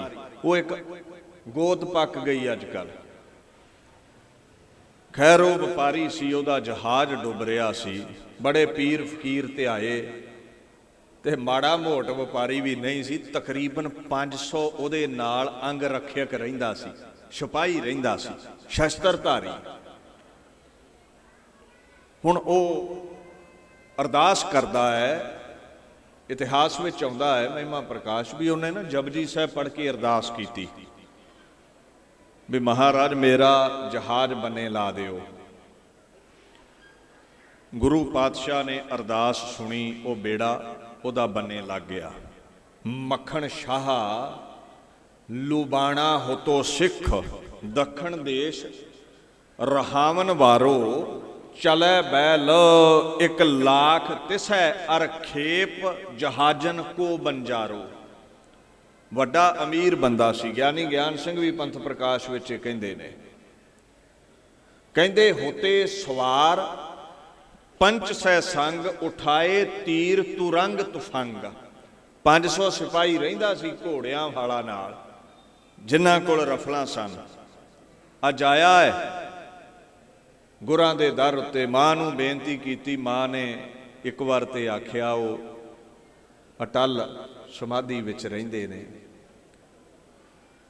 ਝਿੜਕਾਂ ਦੇਣਗੇ। ਕਹਿੰਦੇ ਮਾਂ ਮੈਂ ਝਿੜਕਾਂ ਝੋਲੀ ਪਵਾ ਲਵਾਂਗਾ, ਮੈਨੂੰ ਦਰਸ਼ਨ ਕਰਨ ਦਿਓ। ਦਰਸ਼ਨ ਕੀਤੇ ਮਹਾਰਾਜ ਪਾਤਸ਼ਾਹ ਦੇ ਚਰਨਾਂ ਵਿੱਚ। ਉਸੇ ਤਰ੍ਹਾਂ ਹੀ ਉਹ ਜਿੱਦਾਂ ਪਹਿਲਿਆਂ ਨੂੰ ਮੋਹਰਾਂ ਰੱਖੀਆਂ, 2-4 ਮੋਹਰਾਂ ਰੱਖ ਦਿੱਤੀਆਂ। ਬਾਪੂ ਨੇ ਬਾਹੋਂ ਫੜ ਲਿਆ, ਕਹਿੰਦੇ ਗੱਲ ਸੁਣ ਭਾਈ ਮੱਖਣ ਸ਼ਾਹ, ਪਹਿਲਾਂ ਤੇ ਚੰਬੇ ਵਿੱਚ ਹੈ ਵੀ ਮੇਰਾ ਨਾਂ ਜਾਣਦੇ ਨੇ, ਜਾਣਦਾ ਕੀ ਨਹੀਂ ਹੈ ਉਹ, ਬਿਨ ਬੋਲਿਆ ਸਭ ਕੁਛ ਜਾਣਦਾ। ਕਹਿੰਦੇ ਦੇਖ ਕੋਈ ਇੱਛਾ ਨਹੀਂ ਹੈ, ਤੂੰ ਇਹ ਮੋਹਰਾਂ ਲੈ ਜਾ। ਨਹੀਂ ਜੀ ਮੇਰੀ ਸ਼ਰਧਾ ਹੈ। ਤੇ ਕਹਿੰਦੇ ਫਿਰ ਜਿਹੜੀ ਸੁਖਣਾ ਸੀ ਅਦਾ ਕਰ, 500 ਮੋਹਰ ਸੁਖੀ ਹੈ, 2-4 ਮੋਹਰਾਂ ਰੱਖ ਕੇ ਹੀ ਕੰਮ ਸਾਰਨ ਨੂੰ ਫਿਰਦਾ ਹੈ। ਅਚੰਭੇ ਵਿੱਚ ਹੈ, ਇਹ ਜਾਣੀ ਜਾਣ ਨੇ, ਇਹ ਦਿਲਾਂ ਦੀਆਂ ਜਾਣਨ ਵਾਲੇ ਨੇ। ਉਹ ਫਿਰ ਯਕੀਨ ਜਿਹਾ ਨਹੀਂ ਹੁੰਦਾ, ਪਰਖਦਾ ਹੈ ਜੀ ਕਿਵੇਂ ਮੰਨਾਂ। ਤੇ ਬਾਪੂ ਨੇ ਆਪਣੇ ਮੋਢੇ ਤੋਂ ਨਾ ਚੋਲਾ ਪਰਾਂ ਕੀਤਾ ਤੇ ਮੋਢਾ ਛਿੱਲਿਆ ਪਿਆ ਸੀ। ਇੱਕ ਗੱਲ ਦਾ ਖਿਆਲ ਰੱਖਿਓ, ਜੇ ਆਖੋ ਨਾ ਉਹ ਤੇ ਬਾਬੇ ਬਕਾਲੇ ਭੋਰੇ ਵਿੱਚ ਨੇ, ਸਾਗਰਾਂ ਵਿੱਚ ਮੋਢਾ ਕਿਵੇਂ ਲਾ ਸਕਦੇ ਨੇ। ਤੂੰ ਅਰਦਾਸ ਕਰ, ਗੁਰੂ ਗ੍ਰੰਥ ਸਾਹਿਬ ਕਹਿੰਦੇ ਨੇ ਬਿਰਥੀ ਕਦੇ ਨਾ ਹੋਵਈ ਜਨ ਕੀ ਅਰਦਾਸ, ਨਾਨਕ ਜੋਰ ਗੋਵਿੰਦ ਕਾ ਪੂਰਨ ਗੁਣਤਾਸ। ਜੋਰ ਗੋਵਿੰਦ ਕਾ, ਮੇਰੇ ਗੁਰੂ ਦਾ ਜੋਰ ਹਰ ਜ਼ਰੇ ਤੇ ਹੈ, ਹਰ ਦੇਸ਼ ਵਿੱਚ ਹੈ, ਹਰ ਭੇਸ ਵਿੱਚ ਹੈ, ਅਰਦਾਸ ਪੂਰੀ ਹੋ ਜਾਂਦੀ ਹੈ। ਹੁਣ ਮਹਾਰਾਜ ਪਾਤਸ਼ਾਹ ਗੁਰੂ ਤੇਗ ਬਹਾਦਰ ਸਾਹਿਬ ਦਾ ਜਦੋਂ ਮੋਢਾ ਛਿੱਲਿਆ ਵੇਂਦਾ ਹੈ, ਚਰਨਾਂ ਵਿੱਚ ਝੁਕਦਾ ਹੈ। ਜਦੋਂ ਤੁਸੀਂ ਇਤਿਹਾਸ ਪੜ੍ਹਦੇ ਹੋ ਨਾ, ਵਿਦਵਾਨ ਪੁਰਸ਼ਾਂ ਨੇ ਗੁਰੂ ਦੇ ਨੂਰਾਨੀ ਚਿਹਰੇ ਬਾਬਤ ਇੱਕ ਬਚਨ ਕਿਹਾ ਹੈ। ਬੂਟੇ ਸ਼ਾਹ ਨੇ ਤਾਰੀਖੇ ਪੰਜਾਬ ਵਿੱਚ ਇੱਕ ਫਾਰਸੀ ਦਾ ਬੋਲ ਲਿਖਿਆ, ਕਹਿੰਦਾ ਗੁਰੂ ਤੇਗ ਬਹਾਦਰ ਸਾਹਿਬ ਭੋਰੇ ਵਿੱਚ, ਉਹਦੇ ਸਾਹਮਣੇ ਬਾਬੇ ਮੱਖਣ ਸ਼ਾਹ ਦੇ ਬੇਪਰਵਾਹ ਬੈਠੇ ਨੇ, ਆਜ਼ਾਦ ਮਰਦ ਸਨ। ਉਹ ਬੈਠੇ ਹੋਏ ਨੇ, ਲੋਕਾਂ ਕੋਲੋਂ ਆਪਣਾ ਛੁਪਾ ਕੇ ਰੱਖਦੇ ਸਨ, ਆਪਣੇ ਨਿਰਗੁਣ ਸਰੂਪ ਦੀ ਯਾਦ ਵਿੱਚ ਰਹਿੰਦੇ ਸਨ। ਜਦੋਂ ਬਾਬਾ ਮੱਖਣ ਸ਼ਾਹ ਨੇ ਦਰਵਾਜ਼ੇ ਤੋਂ ਮੱਥਾ ਟੇਕਿਆ ਨਾ, ਤੇ ਕਹਿੰਦੇ ਉਹਦੇ ਨੂਰਾਨੀ ਚਿਹਰੇ ਵੱਲ ਵੇਖ ਕੇ ਹੀ ਮੁਰਸ਼ਦ ਦਾ ਮੁਰੀਦ ਹੋ ਗਿਆ ਸੀ ਉਹ। ਕਹਿੰਦੇ ਉਹਦੇ ਦਾ ਜਿਹੜਾ ਨੂਰਾਨੀ ਚਿਹਰਾ ਹੈ ਨਾ, ਊਰਾ ਦਰਵੇਸ਼ ਸੂਰਤ ਵਾਹ ਪਾਰਸਾ ਸੀਰਤ ਯਾਫਤ, ਉਹਦੀ ਜਿਹੜੀ ਸੂਰਤ ਸੀ ਨਾ, ਉਹ ਬੜੀ ਨੂਰਾਨੀ ਸੂਰਤ ਸੀ। ਦਰਵੇਸ਼ਾਂ ਦਾ ਦਰਵੇਸ਼ ਸੀ ਉਹ। ਉਹਦਾ ਚਿਹਰਾ ਵੇਖ ਕੇ ਹੀ ਉਹਦੇ ਅੱਗੇ ਸਿਰ ਝੁਕ ਜਾਂਦਾ ਸੀ। ਫਿਰ ਗੁਰੂ ਨੇ ਤੇ ਅਜ਼ਮਤ ਵਿਖਾ ਦਿੱਤੀ, ਕਰਾਮਾਤ ਵਿਖਾ ਦਿੱਤੀ, ਝੁਕਦਾ ਕਿਉਂ ਨਾ। ਛਿੱਲਿਆ ਹੋਇਆ ਮੋਢਾ ਦਿਖਾ ਦਿੱਤਾ ਤੇ ਨਾਲ ਇੱਕ ਬਚਨ ਕਿਹਾ। ਗਿਆਨੀ ਗਿਆਨ ਸਿੰਘ ਨੇ ਪੰਥ ਪ੍ਰਕਾਸ਼ ਵਿੱਚ ਲਿਖਿਆ ਹੈ, ਕਹਿੰਦੇ ਪਿੱਖ ਕੰਧ ਅਭੀ ਲੋ ਛਿੱਲਾ ਪਇਓ, ਜਾਣੈ ਤੂੰ ਇਹ ਝੱਲਾ ਪਇਓ। ਲੋਕ ਮੈਨੂੰ ਝੱਲਾ ਕਹਿੰਦੇ ਨੇ, ਤੈਨੂੰ ਕੀ ਲੱਗਦਾ ਮੈਂ ਝੱਲਾ? ਅਜਾਈ ਗੱਲਾਂ ਕਰਦਾ ਵੀ ਮੈਂ ਤੇਰਾ ਬੇੜਾ ਬਣੇ ਲਾਇਆ। ਚੋਲਾ ਪਰਾਂ ਕਰਕੇ ਕਹਿੰਦੇ ਆ ਮੋਢਾ ਵੇਖ ਲਾ ਮੇਰਾ ਛਿੱਲਿਆ ਪਿਆ ਹੈ। ਇਹਨੂੰ ਕਹਿੰਦੇ ਨੇ ਕਿ ਸਰਬੱਤਰ ਦੇਸੈ, ਕਿ ਸਰਬੱਤਰ ਭੇਸੈ, ਹਰ ਦੇਸ਼ ਵਿੱਚ ਭੇਸ ਵਿੱਚ ਉਹ ਵਸਦਾ ਹੈ। ਫਿਰ ਪ੍ਰਗਟ ਹੋਏ ਸਨ ਪਾਤਸ਼ਾਹ ਗੁਰੂ ਲਾਦੋ ਰੇ, ਗੁਰੂ ਲਾਦੋ ਰੇ। ਪ੍ਰਗਟ ਹੋ ਕੇ ਲੋਕਾਈ ਦਾ ਭਲਾ ਕੀਤਾ, ਜਿਹਨੂੰ ਬਾਣੀ ਕਹਿੰਦੀ ਹੈ ਨਾ, ਭੂਲੇ ਕਉ ਗੁਰ ਮਾਰਗ ਪਾਇਆ। ਭੁੱਲਿਆਂ ਭਟਕਿਆਂ ਨੂੰ ਅਕਾਲ ਪੁਰਖ ਦੇ ਲੜ ਲਾਉਣ ਲਈ ਫਿਰ ਚੱਲ ਪਏ। ਗੁਰਪੂਰੇ ਕੀ ਬੇਅੰਤ ਵਡਾਈ, ਗੁਰੂ ਕੀ ਇਤਨੀ ਵਡਿਆਈ ਹੈ ਤੁਸੀਂ ਗਾ ਕੇ ਅੰਤ ਨਹੀਂ ਪਾ ਸਕਦੇ। ਖੈਰ ਉਹਦੀ ਅਗੰਮੀ ਵਡਿਆਈ ਆਪਾਂ ਗਾਈ ਹੈ। ਦੂਸਰਾ ਪੱਖ ਮੈਂ ਰੱਖ ਕੇ ਸਮਾਪਤੀ ਕਰਾਂ। ਦੇਖੋ ਇਸ ਗੱਲ ਦਾ ਖਿਆਲ ਰੱਖਿਓ, ਜਿਹੜੇ ਸਤਪੁਰਸ਼ ਹੁੰਦੇ ਨੇ। ਗੁਰੂ ਕੀ ਬਾਣੀ ਦੇ ਅੰਦਰ ਬੜੀ ਵਡਿਆਈ ਹੈ ਸਤਪੁਰਸ਼ਾਂ ਦੀ। ਬਾਬਾ ਵਿਰਸਾ ਸਿੰਘ ਜੀ ਗੋਬਿੰਦ ਸਦਨ ਵਾਲਿਆਂ ਨੂੰ ਆਪਾਂ ਇੱਥੇ ਯਾਦ ਕਰ ਰਹੇ ਹਾਂ। ਇਹ ਜਿੰਨੀ ਵੀ ਇੱਥੇ ਸੰਗਤ ਬੈਠੀ ਹੈ, ਜਿਹੜਾ ਇਹ ਇਲਾਕਾ ਹੈ, ਇੱਥੇ ਉਹਨਾਂ ਸਤਪੁਰਸ਼ਾਂ ਨੇ ਆ ਕੇ ਇਹ ਪਾਕ ਗੁਰਧਾਮ ਬਣਾਉਣਾ ਕੀਤਾ। ਗੁਰਦੁਆਰਾ ਯਾਦਗਾਰ ਰੋੜੀ ਸਾਹਿਬ ਤੁਸੀਂ ਨਾਮ ਕਰਕੇ ਜਾਣਦੇ ਹੋ। ਔਰ ਇੱਥੇ ਹਜ਼ਾਰਾਂ ਸੰਗਤਾਂ ਨੂੰ ਗੁਰੂ ਨਾਨਕ ਸਾਹਿਬ ਦੇ, ਗੁਰੂ ਗੋਬਿੰਦ ਸਿੰਘ ਪਾਤਸ਼ਾਹ ਦੇ ਲੜ ਲਾਇਆ। ਦੇਸ਼ਾਂ ਦੇਸ਼ਾਂਤਰਾਂ ਵਿੱਚ ਜਿਹੜਾ ਪ੍ਰਚਾਰ ਕੀਤਾ ਹੈ ਉਹ ਵੱਖਰਾ ਹੈ। ਦੇਖੋ, ਜਿਤਨੇ ਵੀ ਮਹਾਤਮਾ ਨੇ ਜਿਹੜੇ ਅਕਾਲ ਪੁਰਖ ਨਾਲ ਜੋੜਦੇ ਨੇ, ਗੁਰਸਿੱਖੀ ਦੀ ਫੁਲਵਾੜੀ ਨੂੰ ਪ੍ਰਫੁੱਲਤ ਕਰਦੇ ਨੇ। ਮਹਾਰਾਜ ਦੀ ਬਾਣੀ ਉਹਨਾਂ ਦਾ ਅਦਬ ਕਰਨ ਦੀ ਸਾਨੂੰ ਜਾਚ ਦੱਸਦੀ ਹੈ। ਬਾਣੀ ਦਾ ਇੱਕ ਫਰਮਾਨ ਹੈ, ਕਹਿੰਦੇ ਚੰਮ ਦੀ ਜ਼ੁਬਾਨ ਨਾਲ ਸੰਤ ਦੇ ਗੁਣਾਂ ਦਾ ਅੰਤ ਨਹੀਂ ਪੈਂਦਾ। ਰਸਨਾ ਏਕ ਅਨੇਕ ਗੁਣ ਪੂਰਨ ਜਨ ਕੀ ਕੇਤਕ ਉਪਮਾ ਕਹੀ ਹੈ। ਤੇ ਅੱਗੇ ਮਹਾਰਾਜ ਕਹਿੰਦੇ ਨੇ ਅਗਮ ਅਗੋਚਰ ਸਦ ਅਬਿਨਾਸੀ ਸਰਣ ਸੰਤਨ ਕੀ ਲਹੀ ਹੈ। ਅਕਾਲ ਪੁਰਖ ਦੇ ਗੀਤ ਗਾ ਕੇ, ਗੁਰੂ ਨਾਨਕ ਸਾਹਿਬ ਦੇ ਗੀਤ ਗਾ ਕੇ, ਗੁਰੂ ਕੇ ਚਰਨਾਂ ਵਿੱਚ ਅਭੇਦ ਹੋਣ ਵਾਲੇ ਜਿਹੜੇ ਮਹਾਂਪੁਰਸ਼ ਹੁੰਦੇ ਨੇ, ਉਹਨਾਂ ਦੀ ਸੰਗਤ ਕੀਤਿਆਂ ਗੁਰੂ ਦੀ ਪ੍ਰਾਪਤੀ, ਖੁਦਾਇਆ ਦੀ ਪ੍ਰਾਪਤੀ ਕਰਨ ਦੀ ਜਾਚ ਆ ਜਾਂਦੀ ਹੈ। ਦੇਖੋ, ਇਹ ਤੇ ਗੱਲ ਤੈਅ ਹੈ ਵੀ ਜਿਹੜਾ ਪਹੁੰਚਿਆ ਹੈ ਨਾ, ਉਹੀ ਰਸਤਾ ਦੱਸ ਸਕਦਾ ਹੈ। ਮੈਂ ਇੱਕ ਗੱਲ ਜ਼ਰੂਰ ਕਹਿਣਾ ਹੁੰਦਾ ਹੈ, ਗੁਰੂ ਘਰ ਨਾਲ ਜੋੜਨ ਵਾਲੇ ਮਹਾਂਪੁਰਸ਼ਾਂ ਦਾ ਅਦਬ ਹੈ। ਪਰ ਜਿਹੜਾ ਆਪਣੇ ਆਪ ਨੂੰ ਗੁਰੂ ਅਖਵਾਵੇ, ਆਖੇ ਵੀ ਆ 12ਵਾਂ ਗੁਰੂ ਆ ਗਿਆ ਹੈ, ਤੁਹਾਨੂੰ ਗੁਰੂ ਗ੍ਰੰਥ ਸਾਹਿਬ ਦੀ ਕੀ ਲੋੜ ਹੈ। ਰੱਬ ਦਾ ਵਾਸਤਾ ਜੇ ਜਿੱਥੇ ਮੈਂ ਹੈ ਨਾ, ਮੈਂ ਉੱਥੇ ਰੱਬ ਨਹੀਂ ਜੇ ਹੁੰਦਾ। ਹਰ ਜੀਓ ਅਹੰਕਾਰ ਨਾ ਭਾਵਈ। ਜਿੱਥੇ ਮਨ ਦੇ ਭਾਂਡੇ ਵਿੱਚ ਮੈਂ ਹੈ ਵੀ ਮੈਂ ਆਗੂ, ਮੈਂ ਗੁਰੂ ਨਾ, ਜਿੱਥੇ ਮੈਂ ਰਹਿੰਦੀ ਹੈ ਉੱਥੇ ਰੱਬ ਰਹਿ ਹੀ ਨਹੀਂ ਸਕਦਾ। ਉਹ ਜਗ੍ਹਾ ਫੁੱਲ ਹੈ ਵਿਕਾਰਾਂ ਦੇ ਨਾਲ, ਹੰਕਾਰ ਦੇ ਨਾਲ। ਸੋ ਉਹਨਾਂ ਦਾ ਅਦਬ ਕਰੋ ਜਿਹੜੇ ਗੁਰੂ ਕਿਆਂ ਨਾਲ ਜੋੜਦੇ ਨੇ। ਖੈਰ, ਸਾਧੂਆਂ ਸੰਤਾਂ ਦੇ ਕੋਲ ਰਿੱਧੀਆਂ ਸਿੱਧੀਆਂ ਵੀ ਹੁੰਦੀਆਂ ਨੇ। ਜਿਵੇਂ ਬਾਣੀ ਦਾ ਫਰਮਾਨ ਹੈ ਨਾ, ਪ੍ਰਭ ਕੈ ਰੰਗ ਰਾਚ ਜਨ ਰਹੇ, ਗੁਰ ਕੈ ਬਚਨ ਪਦਾਰਥ ਲਹੇ, ਓਏ ਦਾਤੇ ਦੁੱਖ ਕਾਟਨ ਹਾਰ, ਜਾਂ ਕੈ ਸੰਗ ਤਰੈ ਸੰਸਾਰ। ਇੱਕ ਸਿਧਾਂਤ ਹੈ ਸਿੱਖ ਜਗਤ ਦਾ। ਕਹਿੰਦੇ ਜਿਹੜਾ ਗੁਰੂ ਦੇ ਦਰ ਤੇ ਆ ਕੇ ਗੁਰੂ ਦੇ ਬਖਸ਼ੇ ਸ਼ਬਦ ਦਾ ਅਭਿਆਸ ਕਰਕੇ ਆਪਣੇ ਆਪ ਨੂੰ ਅਕਾਲ ਪੁਰਖ ਵਿੱਚ ਅਭੇਦ ਕਰ ਲੈਂਦਾ ਹੈ, ਓਏ ਦਾਤੇ ਦੁੱਖ ਕਾਟਨਹਾਰ, ਉਹਦੇ ਵਿੱਚ ਇਹ ਤਾਕਤ ਆ ਜਾਂਦੀ ਹੈ। ਉਹ ਦਾਤਾਰ ਅਕਾਲ ਪੁਰਖ ਗੁਰੂ ਵਿੱਚ ਅਭੇਦ ਹੋਇਆ, ਇੰਨੀ ਕੁ ਬਰਕਤ ਰੱਖਦਾ ਹੈ, ਕਿਰਪਾ ਕਰਕੇ ਗੁਰੂ ਦੇ ਦਰ ਤੇ ਸਿਫਾਰਿਸ਼ ਕਰ ਦਵੇ ਤੇ ਤੁਹਾਡੀ ਝੋਲੀ ਭਰ ਜਾਂਦੀ ਹੈ। ਉਹ ਇਹ ਪਹੁੰਚ ਰੱਖਦਾ, ਉਹਦੀ ਸੁਣਵਾਈ ਹੈ ਗੁਰੂ ਤਾਈਂ।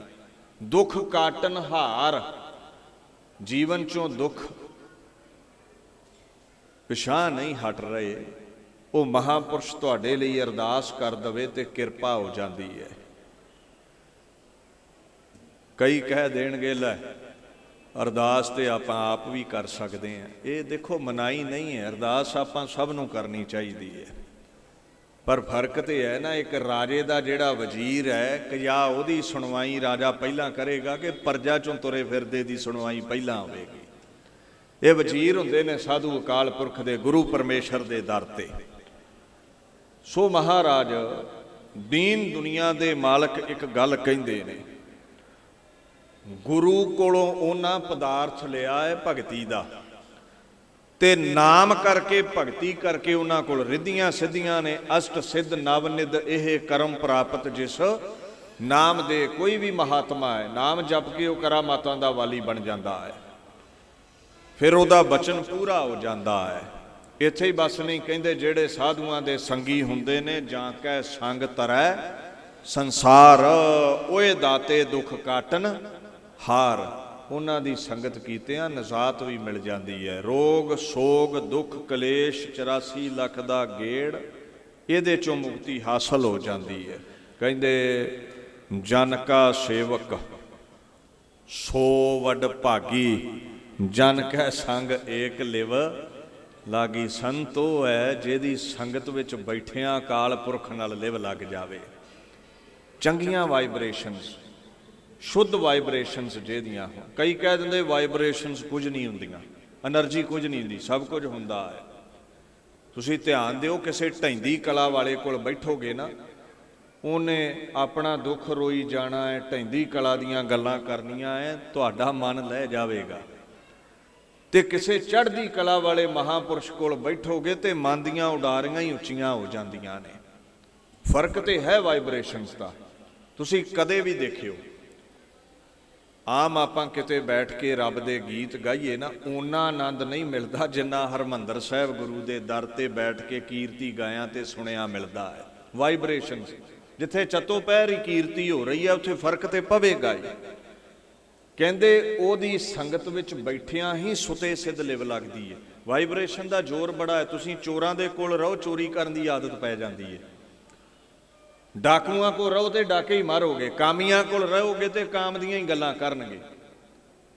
ਤੇ ਜੇ ਹਰ ਇੱਕ ਦੀ ਸੰਗਤ ਦਾ ਅਸਰ ਹੈ ਤੇ ਫਿਰ ਸਾਧਾਂ ਦੀ ਸੰਗਤ ਵਿੱਚ ਕਿਉਂ ਨਹੀਂ ਇਹ ਬਰਕਤ ਹੋਵੇਗੀ। ਜਿਹੜੇ ਰੱਬ ਦੇ ਗੀਤ ਗਾਉਂਦੇ ਨੇ, ਤੁਹਾਨੂੰ ਵੀ ਉਹਨਾਂ ਦੇ ਦਰ ਤੇ ਰਹਿ ਕੇ ਰੱਬ ਦੇ ਗੀਤ ਗਾਉਣ ਦੀ ਆਦਤ ਪੈ ਜਾਂਦੀ ਹੈ। ਮੈਂ ਇੱਕ ਗੱਲ ਕਹਿ ਦਵਾਂ, ਆਪ ਮੁਕਤ ਸੰਗੀ ਤਰੈ ਕੁੱਲ ਕੁਟੰਬ ਉਧਾਰੇ, ਸਫਲ ਸੇਵਾ ਗੁਰਦੇਵ ਕੀ ਨਿਰਮਲ ਦਰਬਾਰੇ। ਉਹ ਸਤਪੁਰਸ਼ ਜਿਹੜੇ ਗੁਰੂ ਦੇ ਦਰ ਦੀ ਸੇਵਾ ਕਰਦੇ ਨੇ ਉਹ ਆਪ ਮੁਕਤ ਹੁੰਦੇ ਨੇ, ਤੇ ਜਿਹੜੇ ਸਤਪੁਰਸ਼ਾਂ ਦਾ ਸੰਗ ਕਰਕੇ ਗੁਰੂ ਦੇ ਦਰ ਤੇ ਸੇਵਾ ਕਰਦੇ ਨੇ ਸਿੱਖਾ, ਉਹ ਸੰਗੀ ਵੀ ਮੁਕਤ ਹੋ ਜਾਂਦੇ ਨੇ। ਫਿਰ ਧਿਆਨ ਦਿਓ, ਆਪ ਮੁਕਤ ਸੰਗੀ ਤਰੈ ਕੁੱਲ ਕੁਟੰਬ ਉਧਾਰੇ, ਸਫਲ ਸੇਵਾ ਗੁਰਦੇਵ ਕੀ ਨਿਰਮਲ ਦਰਬਾਰੇ। ਜਿਹੜੇ ਗੁਰੂ ਦੀ ਸੇਵਾ ਕਰਦੇ ਨੇ ਨਾ ਸਤਪੁਰਸ਼, ਉਹਨਾਂ ਦੇ ਸੰਗੀ ਵੀ ਮੁਕਤ ਹੋ ਜਾਂਦੇ ਨੇ। ਦੇ ਵਿਲ ਬੀ ਲਿਬਰੇਟਡ, ਉਹ ਵੀ ਨਜ਼ਾਤ ਹਾਸਲ ਕਰ ਲੈਂਦੇ ਨੇ।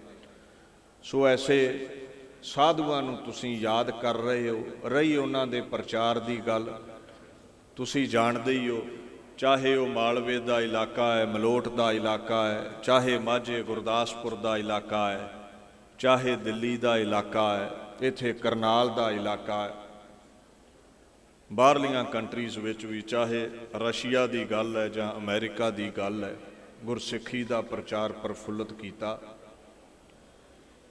ਔਰ ਕਈ ਈਸਾਈ ਮਤ ਨੂੰ ਫੋਲੋ ਕਰਨ ਵਾਲੇ ਅੰਗਰੇਜ਼ ਲੋਕਾਂ ਨੇ ਵੀ ਉਹਨਾਂ ਦੀ ਸੰਗਤ ਕਰਕੇ ਖੰਡੇ ਦੀ ਪੌਲ ਛਕੀ। ਗੋਬਿੰਦ ਸਦਨ ਇੱਦਾਂ ਦੇ ਕਈ ਪ੍ਰਾਣੀ ਮਿਲ ਜਾਂਦੇ ਨੇ।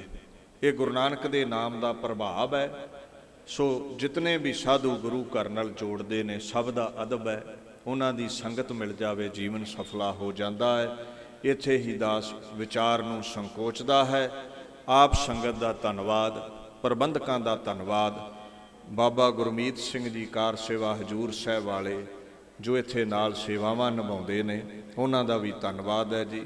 ਗੁਰੂ ਕੇ ਜਿਤਨੇ ਵੀ ਵਜ਼ੀਰ ਨੇ, ਸੇਵਾਦਾਰ ਨੇ, ਸਮੂਹ ਸੰਗਤਾਂ, ਸਾਰਿਆਂ ਦਾ ਧੰਨਵਾਦ। ਗੁਰੂ ਗ੍ਰੰਥ ਸਾਹਿਬ ਪਾਤਸ਼ਾਹ ਦਾ ਕੋਟਾਨ ਕੋਟ ਧੰਨਵਾਦ। ਵਾਹਿਗੁਰੂ ਜੀ ਕਾ ਖਾਲਸਾ, ਵਾਹਿਗੁਰੂ ਜੀ ਕੀ ਫਤਿਹ।